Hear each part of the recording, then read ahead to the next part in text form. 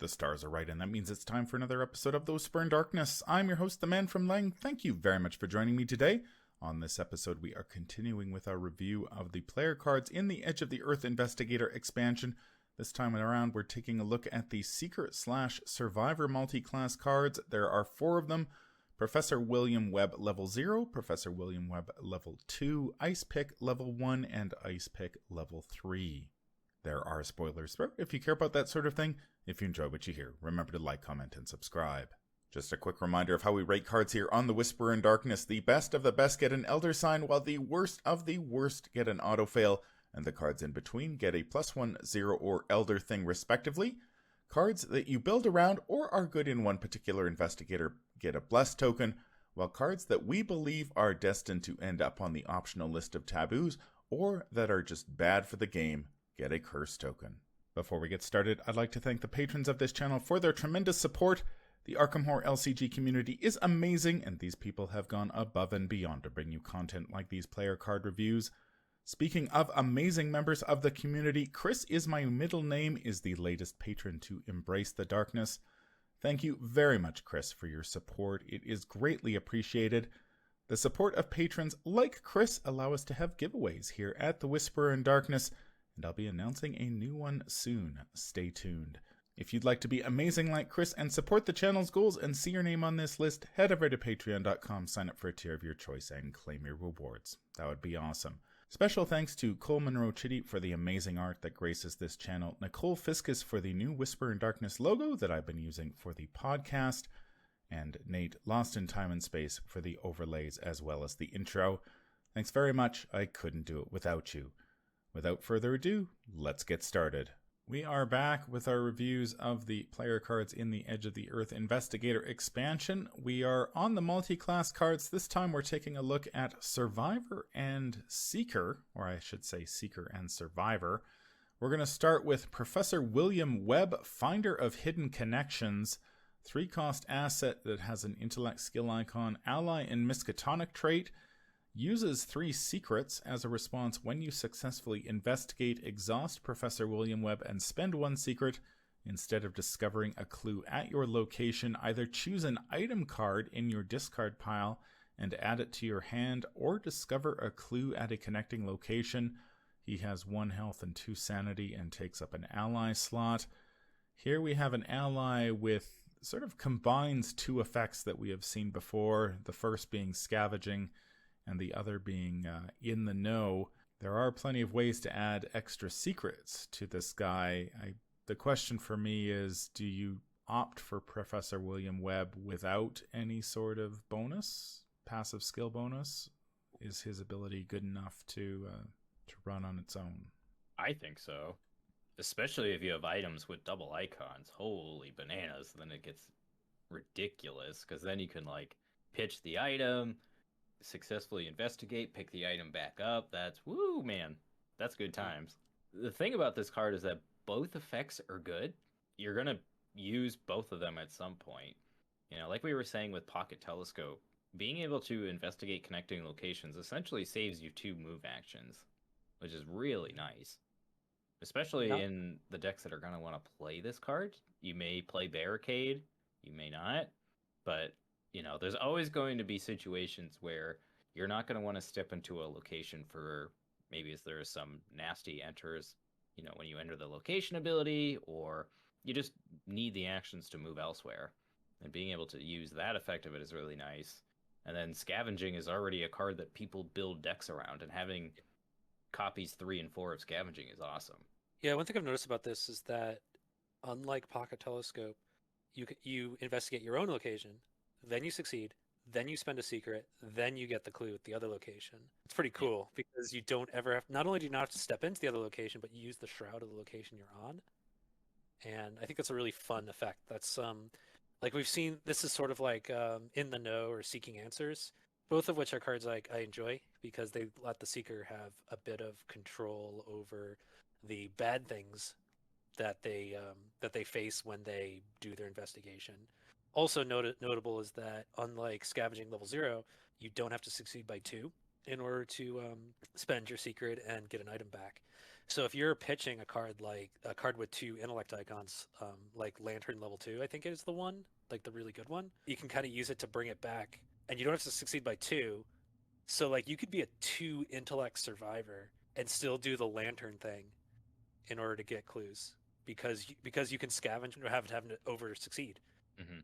So this is pretty good. Like this guy's really good actually. The thing is, he doesn't give you a passive skill boost. So if you're just a straight up seeker, he's not Milan. Well, I think the difference between this and just something like Milan is that this rewards playing smart. Like you were Yeah. saying, you can go Yeah. to locations with 2 Shroud, investigate a connecting location with 4 Shroud. That's Yeah. in essence giving you a +2, which is arguably better. And then, True. while this doesn't give you +1 intellect for treachery cards or anything like that, being able to recur items might give you extra skill icons. Extra cards is Yeah. good. So I Okay. quite like this card. Yeah, I he's guess definitely the more issue I interesting. have with it is that it's the getting the item is instead of discovering a clue, which I'm not a huge fan of. And as a solo player, while I appreciate the ability to discover clues at connecting locations, that assumes I have been to the location to reveal it in the first place. And I don't find that I do that all that often playing in solo. Gotcha. So if you're playing in multiplayer and you've got somebody sort of scouting ahead and opening up the paths, this guy feels pretty good. I feel like this guy is William Webb is an ally for a multiplayer deck that I just either haven't played or probably will never play, and so I have a really tough time getting excited about him. I can see why he's good, but I think as a solo player, I would opt for other allies before this guy, just because of that, the whole awkwardness of discovering the clue, and the fact that if I want the item back, I've got to give up the clue that I'm discovering, which is... It's true. Oh, I totally shouldn't have said the whole thing about Lantern. That doesn't work. I'm sorry, Nate. Well, you can do it with the upgraded version. Oh, there you go. Okay, there we go. We'll have to save my discussion for the upgraded version. Yeah, you Oh, can't yeah. you can't do the whole I discard an item to boost my skill test, get the item back thing, because Yeah. you're not discovering a clue and getting your card back, so why are you that's committing true. the card in the first place, sort of deal. You can do it with the upgraded version for sure. Okay, so I see what you're saying about solo, and that makes a lot of sense because, especially in solo, you don't have a lot of time to do things that are not discover clues, kill the bad guys that are preventing you from discovering clues. You don't have a lot of time to just mess around. So I can see the fact that you give up the clue discovery. That's kind of a big deal in solo, and that I understand. Yeah, Right. and it's assuming that you're sort of just wandering around the map, sort of aimlessly revealing locations and then moving on before you have discovered the clues there. Now I can see this guy being good, say if you're playing things like the Midnight Masks, where you were often compelled to move before you're ready. That can be very helpful to say, like, okay, there's Miskatonic University, I've revealed it. Oh no, there's an enemy bearing down on me, I need to move away. You move to St. Mary's or up to, is it North Side, and then you still have this guy in your back pocket, so you can grab that victory point from Miskatonic University and move on. That's pretty nice. But in other scenarios that are more linear, where you're sort of moving ahead, I think the typical example would be something like Essex County Express, where you can't move ahead until the clues are gone. This guy is not very good. I have a good feeling that Edge of the Earth is going to have a few treacheries like that, where you're going to want to not stick around. Spoilers. It does. So how would we rate Professor William Webb? I like this card quite a bit, but I do understand where you're coming from, man, from Lang. It is kind of awkward in solo, but in 2-player and above, that ability becomes a lot more useful to be able to discover clues at connecting locations. The Guardian can move in, you kind of stay back, you grab the clues, and stay at a safe distance while the Guardian fends off whatever is at that location, which can be nice. I'm going to give it a 0. I think it's solid. Yeah, I'd agree. Yeah, for a lot of the reasons you said, just the fact that you can like save yourself some move actions and you can arrange to effectively give yourself 2 or more bonus intellect, which is above what like a basic Dr. Milan gives you. If you happen to have some items that you want to like bring back, off the top of my head, like maybe some like survivor guns with ammo, for example, The or like your baseball bat. The No, we're not talking. We're not going to talk about that. Oh, that's disgusting. I didn't even think about that. Shh. Baseball bat, okay? Stick with baseball bat. Yeah, bring back baseball bat or bring back the Necronomicon. What a compelling choice. let's weigh those. It's just like, which one of these cards should I be bringing back? I have this fine magnifying glass in my discard pile. I also have this other book. What is nice about this too is that like say you're playing scavenging, right? And you happen to not succeed by 2, but you still need that item in your discard pile. Like that's pretty nice. Oh, that's right. Or you can double scavenge. Yeah, or you could double scavenge, or you could play something like deduction on your location, so you grab the clue anyway and the item. Yeah. Or you're playing Rex Murphy and you succeed by 2 Oh, or yeah. more. You get the item, you get his ability, then you could discover a clue at a connecting location, and woo, man, that sounds cool. That's right. Yeah, no, this guy's fun. But I'm still giving him a 0. I really shouldn't. I should give him a +1, but I'll give him a 0. Yeah, you have to give up the clue discovery. Yeah. Before we started recording, you guys talked a lot about how the cards, the Secret Survivor cards, are work very well in Min, and Min is an investigator that I rarely play simply because she is better suited to multiplayer than solo. You can play her solo, but her abilities and cards really lend themselves to multiplayer, and so I will give this guy a 0 as well. I can see how he would be good in a multiplayer format, but man, I don't know how often I play this guy. Maybe I give him a try, see how he works out.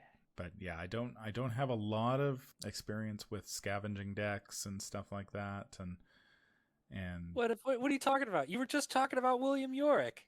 Using William Yorick's ability is he is a scavenging deck. Yes, he is a scavenging deck for sure. Yeah, grabbing the Necronomicon is fun though. Seekers, because when the Necronomicon was released, we didn't have a card like this. So if you were playing Harvey Walters, he had to use tricks like Sleight of Hand or purchase, use Versatile to purchase scavenging so he could get it back, and now he doesn't have to do that. Now, just to be clear, you're talking about Daisy Walker's weakness, the Necronomicon, right? Yes. Okay, good. Just checking.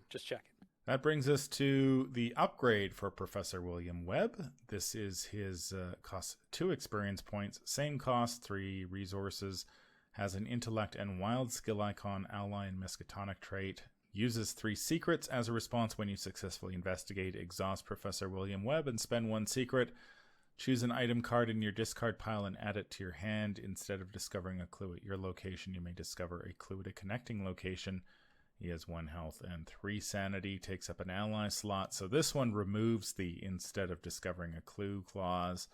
So now you get the item and the clue can come from some other place, which is awfully nice.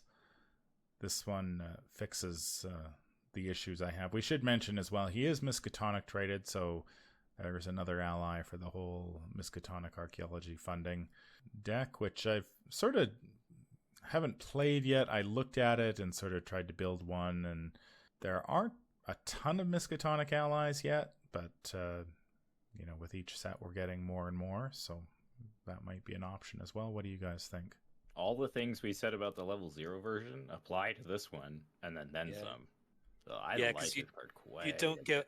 You don't give up because you don't give up the clue in order to trigger the scavenging ability. Then it's like you have no loss of progress.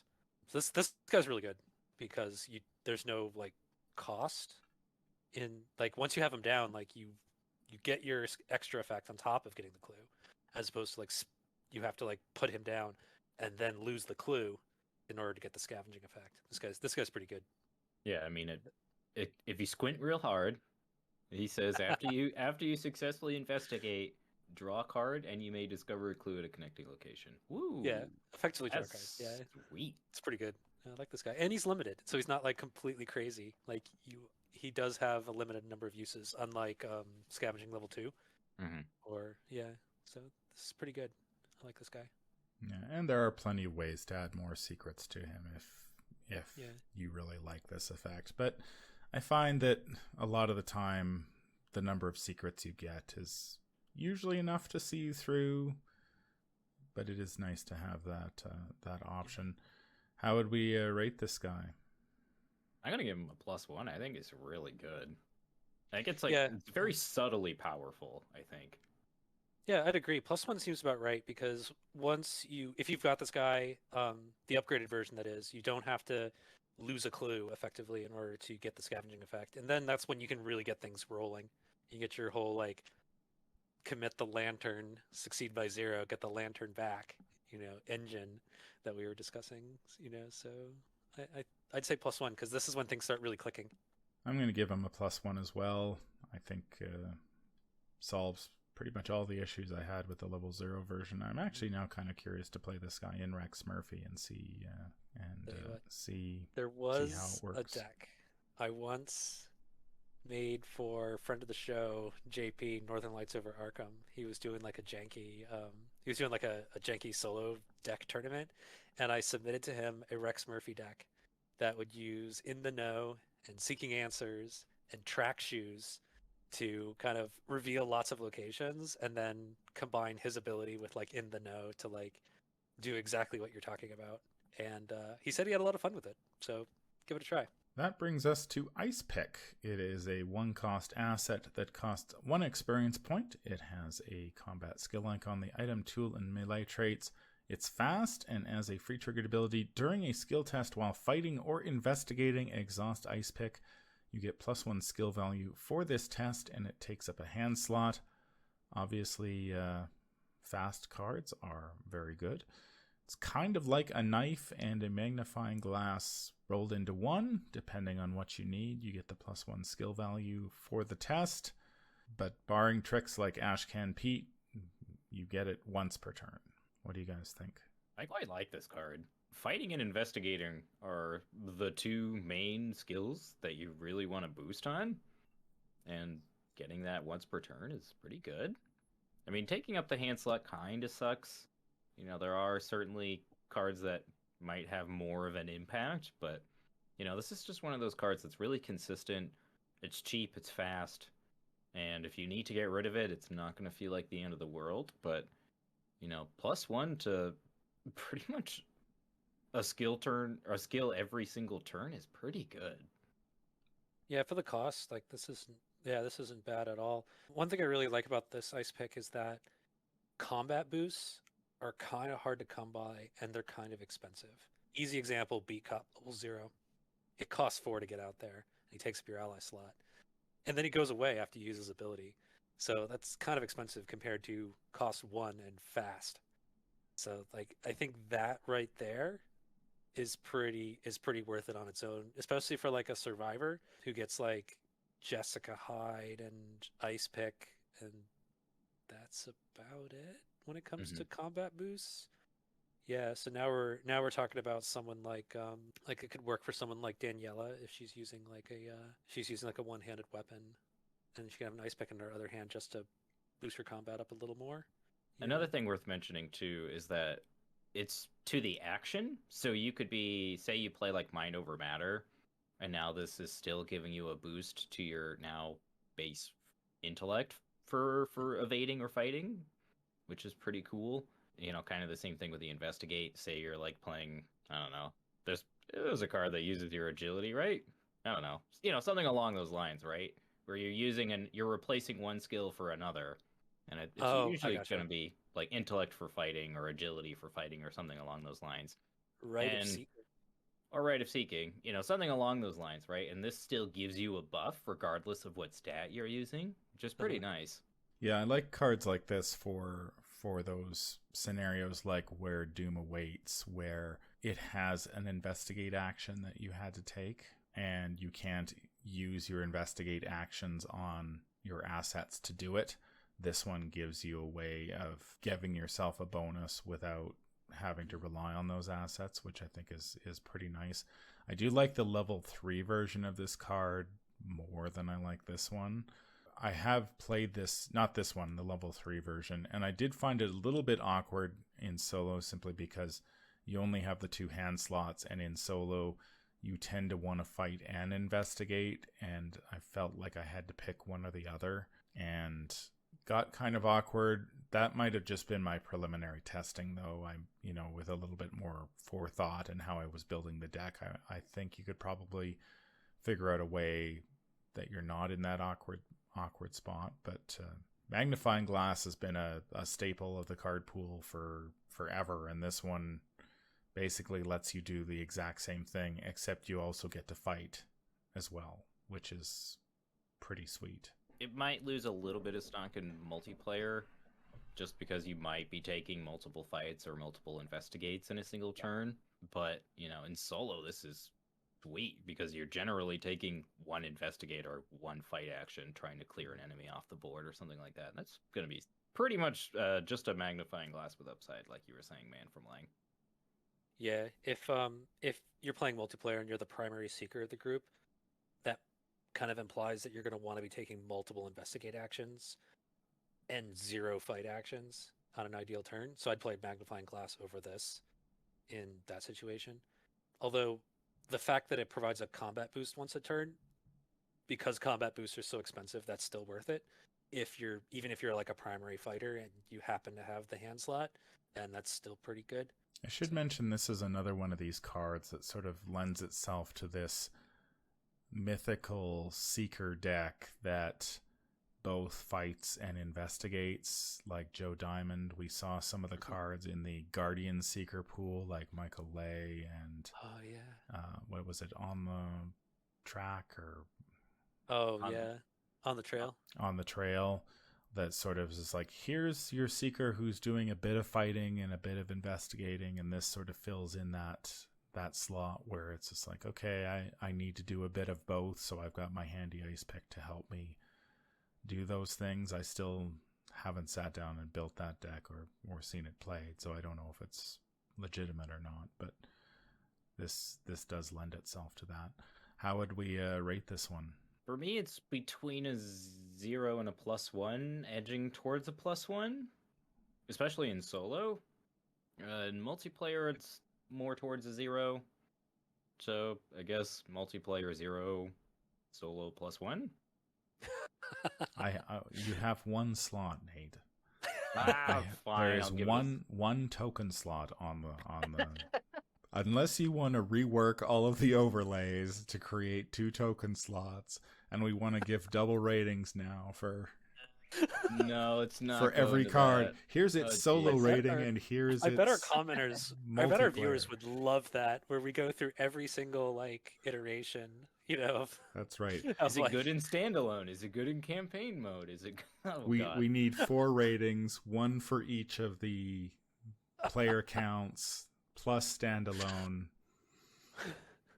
plus campaign. Yeah, plus campaign. So 5 or 6 ratings per card. All right. I'll land on a 0 because it's fine, but the effect is it's kind of like magnifying glass. It'll serve its role, but it's kind of I'm gonna give it a. Now I want to give it a 0 and a +1. It's like it's not a bad card, but it's it's not. It's not the greatest either. Yeah. I want to lean towards +1 because of the combat boost alone in Survivor, because combat boosts are expensive. But like every other occasion, it's a 0. Okay, it's a 0. I'm giving it a 0. Why? Because Jessica Hyde exists. So you can always do Jessica Hyde. So I'll give it a 0. I am also going to give it a 0, but for a different reason, because I like the 3XP version better.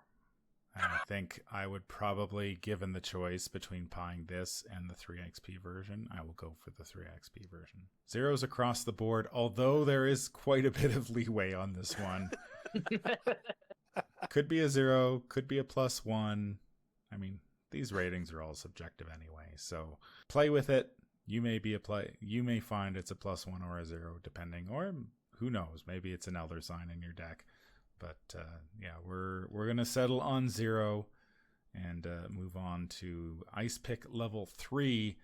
It is 1 cost asset, 3 XP, intellect and combat skill icons, item, tool, and melee traits. It is also fast. During a skill test while fighting or investigating, exhaust Ice Pick. You get +1 skill value for this test. If you succeed, you may discard the Ice Pick to have this attack deal +1 damage if you are fighting, or discover 1 additional clue at your location if you are investigating.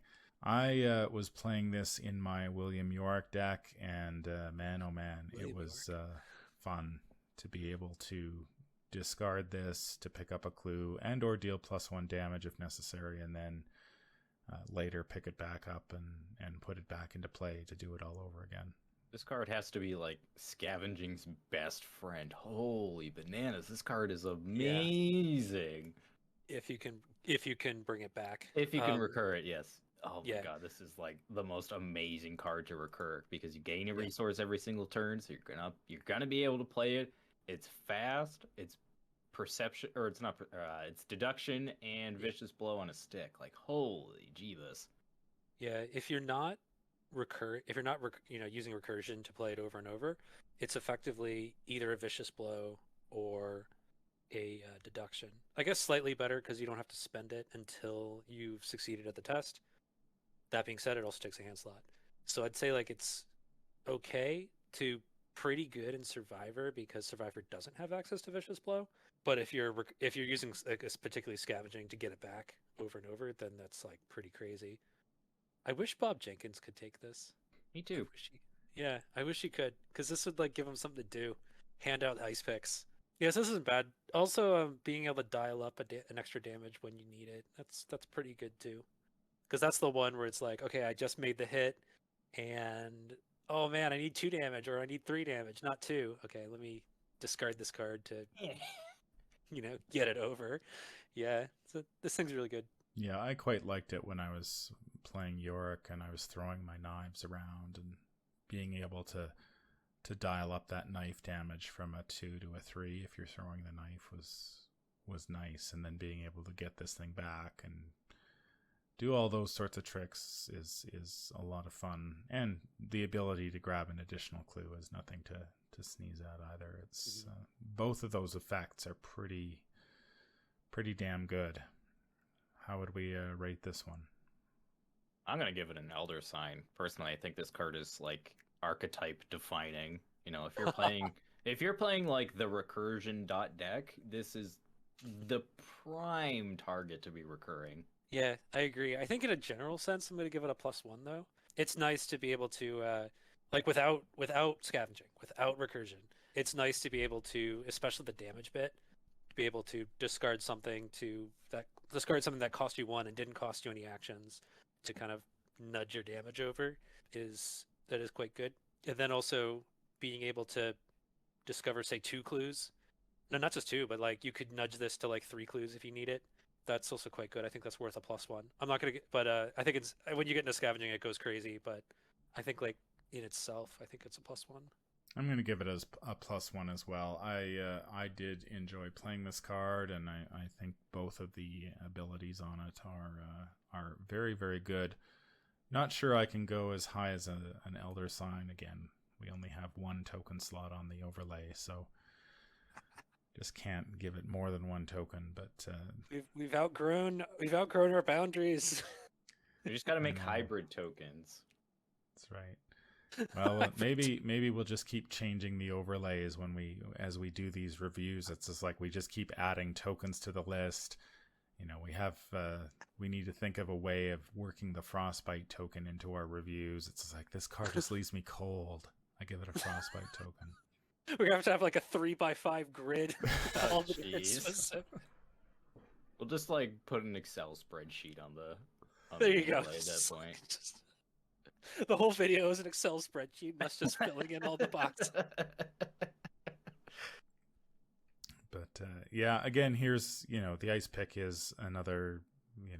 The level 1 version would work in this fighting investigating seeker deck, and here's another one that sort of You can get a little bit of both if you want. I think the tool trade is relevant for Joe Diamond, is it not? He gets benefits with tools.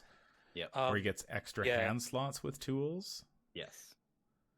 So this seems like they're trying to turn Joe into the fighting, investigating. Yeah, sort Joe of has gotten a lot of support. Flex actually, investigator. So maybe there's something there worth exploring. I wonder if this is more Mike McGlenn preview. I like that overall. The two cards that the Seekers Survivors get not only are really good on their own, but they're really good together too. Which yeah, that's right. Yeah. Mwah, that is the piece de résistance. If my French serves me well, man, that is so good. Oh, right, because you can use them with William Webb to you can use the ice pick with William Webb to discover 2 clues at a connecting location, and then you get the ice pick back. Like, oh yeah, that does work really well together. Well, you'd get a clue at a connecting location and a clue at your location from the ice pick. Oh, okay. So you're still getting 2 clues. Right. Yeah, at your location, and then to expand then you our the ice pick back up. And then to expand our 3x5 grid, if you're playing Rex Murphy, you could get a 3rd clue. If you're playing deduction, you can get a 4th clue. And if this was all off of a Seeking Answers play, you can get a 5th clue. Yeah. Bananas. They're just absolute bananas. These cards are really good. I would support your Mike McGlenn theory, but I think we all know he's going to be a rogue, so I know, but he won't be able to play this. But maybe he gets all melee weapons. Who knows? Maybe he does. Who knows? That might make sense. Although he seems more like a gun guy to me, so I don't know. Maybe he'll get all the firearms. Yeah, this doesn't have the weapon trait, so he wouldn't get it if he's all weapons. But that is for a future investigator expansion. That's going to do it for our look at the Seeker and Survivor cards in the Edge of the Earth Investigator expansion. If you agree or disagree, let us know in the comments down below. We read them, and I try to respond to as many as I can, and we always value your input. Any final thoughts on these cards? They work pretty well together, like you said. Yeah, I think Nate hit on the head. Yeah, these are slam dunks, absolute slam dunks for me. I mean, I love recursion decks. It's always just been a thing that I've enjoyed in card games. So when you give me recursion in this game, I see. No, these are good. They work really well together. And that's nice. That's nice to see. Well done. I think in talking about them, initially I was pretty cool to Professor William Webb, but I have been enlightened, and I may go sit down and build a couple decks and see what comes out, and take them for a spin and see how it goes. Like I said, don't play very much Min all that often. I did play her way back when she was released in Paths of Carcosa, but she's definitely much better in multiplayer than solo. So it might be worth trying in solo, actually, because she can use her ability on herself, and that's an additional +1 to any test. So maybe give it a try.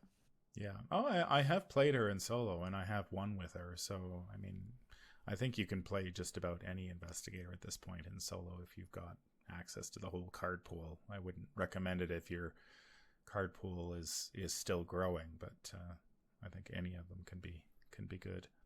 That's going to do it for this episode. If you enjoyed what you hear, remember to like, comment, and subscribe. If you need to contact me, I can be reached at manfromlang@gmail.com. I'm also on Twitter at manfromlang. Until the stars are right, keep your shotgun close and your elder sign closer. Take care out there, and happy investigating.